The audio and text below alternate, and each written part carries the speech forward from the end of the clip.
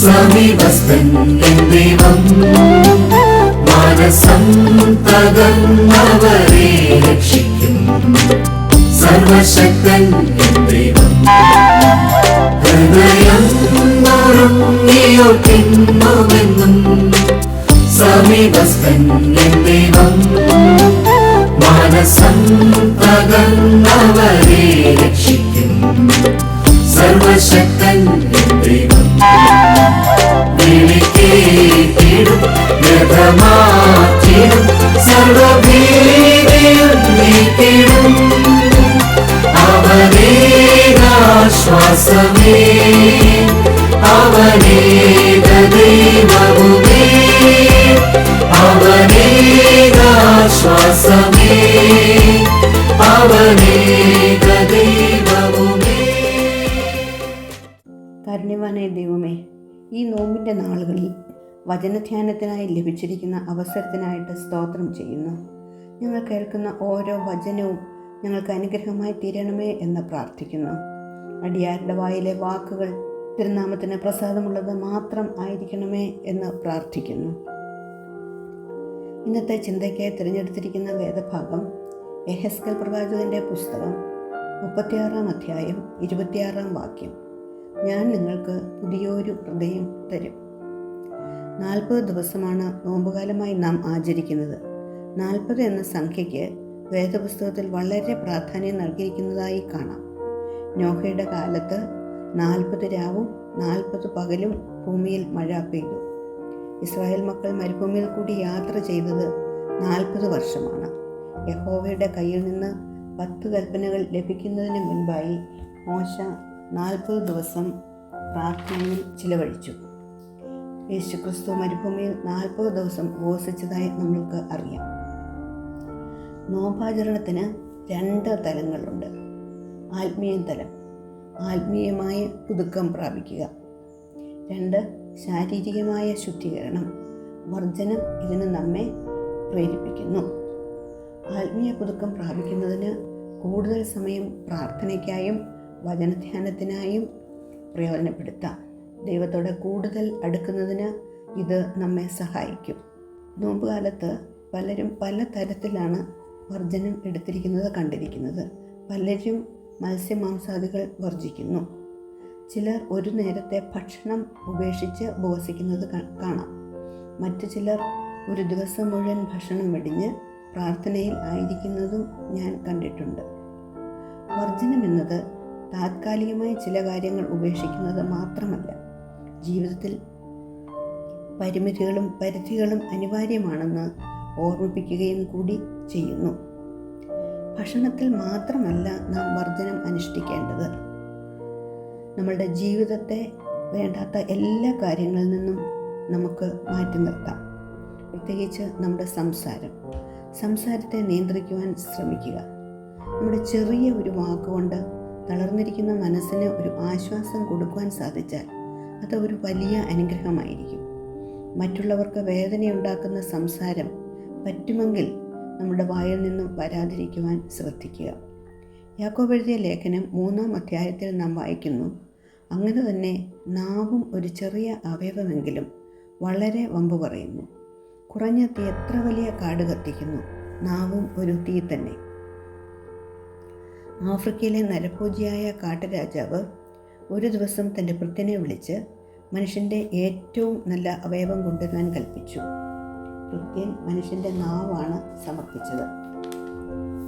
അടുത്ത ദിവസം അതേ ഭൃത്യനെ വിളിച്ച് മനുഷ്യൻ്റെ ഏറ്റവും മോശമായ അവയവം കൊണ്ടുവരുവാൻ രാജാവ് കൽപ്പിച്ചു. ഭൃത്യൻ വീണ്ടും നാവ് തന്നെയാണ് കാഴ്ചവെച്ചത്. ഇത് കണ്ട രാജാവ് കോപാകുലനായി. ഭൃത്യൻ വിനയപൂർവ്വം പറഞ്ഞു, യജമാനനെ ക്ഷമിച്ചാലും നാവ് തന്നെയാണ് ശരീരത്തിലെ ഏറ്റവും നല്ല അവയവവും ഏറ്റവും മോശമായ അവയവവും. നാവ് പകതിരിവോടെ വിവേകപൂർവ്വം സംസാരിക്കുമ്പോൾ ഏറ്റവും ഉത്തമവും ഭോഷത്വം വിളമ്പുമ്പോൾ ഏറ്റവും നീചത്വവും ആണ്. അതുകൊണ്ട് തന്നെയാണ് അടിയൻ 2 ദിവസവും നാവ് തന്നെ സമർപ്പിച്ചത്. നമുക്ക് നമ്മുടെ നാവിനെ വിവേകപൂർവ്വം പ്രയോജനപ്പെടുത്താൻ ശ്രമിക്കാം. ഒരിക്കൽ പ്രയോഗിച്ച വാക്കും പോയ അമ്പും തിരിച്ചെടുക്കുവാൻ ആവില്ല എന്ന പഴമൊഴി തികച്ചും അർത്ഥവത്താണ്. മോശം വാക്കുകളും ദുഷിച്ച വാക്കുകളും നമ്മളുടെ നാവിൽ നിന്നും വരാതിരിക്കട്ടെ. അതുപോലെ നല്ല പ്രവർത്തനങ്ങൾ ചെയ്യുവാൻ നമുക്ക് ശ്രമിക്കാം. പ്രവൃത്തിയില്ലാത്ത വിശ്വാസം വ്യർത്ഥമത്രേ എന്ന് നാം വചനത്തിൽ വായിക്കുന്നു.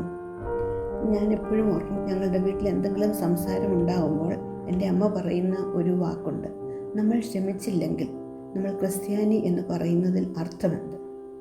അത് നമുക്ക് നമ്മുടെ ജീവിതത്തിൽ പ്രായോഗികമാക്കാം. പരസ്പരം ക്ഷമിച്ചും സ്നേഹിച്ചും സഹകരിച്ചും ഈ നോമ്പുകാലം മുൻപോട്ട് പോകുവാൻ നമ്മൾക്ക് ഉപയോഗിക്കാം. നല്ല ചിന്തകളാൽ നമ്മുടെ മനസ്സിനെ ധന്യമാക്കുക. A mind full of goodness can see only the goodness in others. Only God can fill us with good thoughts. Let us pray to God for that rare gift.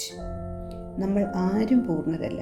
മാനുഷികമായ ബലഹീനത നമ്മളിൽ എല്ലാവരിലുമുണ്ട്.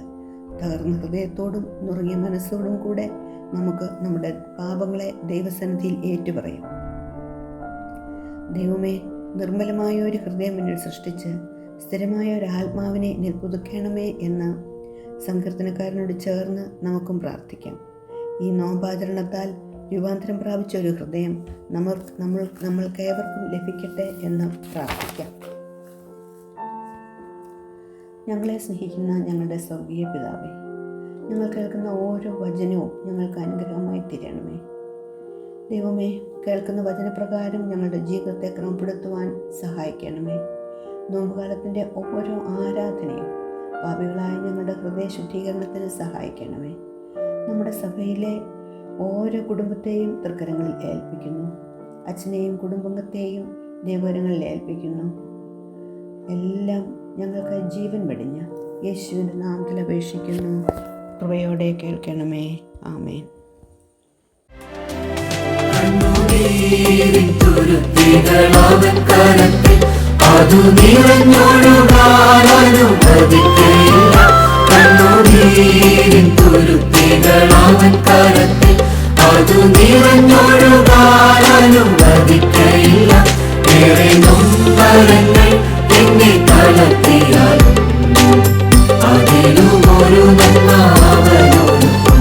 വിളിക്കേട്ടിടും വ്യഥമാറ്റിടും സർവഭീതിയും നീക്കിടും. അവനേകാശ്വാസമേ, അവനേക ദൈവവുമേ, അവനേകാശ്വാസമേ, അവനേക ദൈവവുമേ.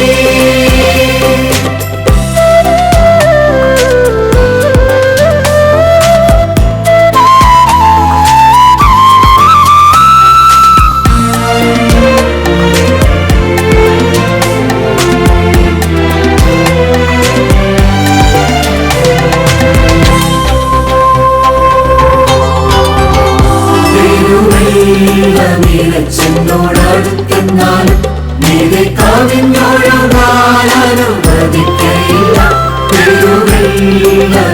ചെന്നോടടുത്തെന്നാലും നീതെ കവിഞ്ഞൊഴുകാൻ അനുവദിക്കയില്ല.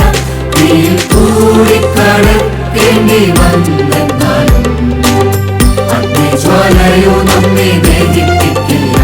ഹൃദയം നുറുങ്ങിയോ തിന്നുമെന്നും സമീപസ്ഥൻ എൻ ദൈവം. മനസം തകർന്നവരെ രക്ഷിക്കും സർവശക്തൻ എൻ ദൈവം. ഹൃദയം നുറുങ്ങിയോ തിന്നുമെന്നും സമീപസ്ഥൻ N ദൈവം. മനസം തകർന്നവരെ രക്ഷിക്കും സർവശക്തൻ എൻ ദൈവം.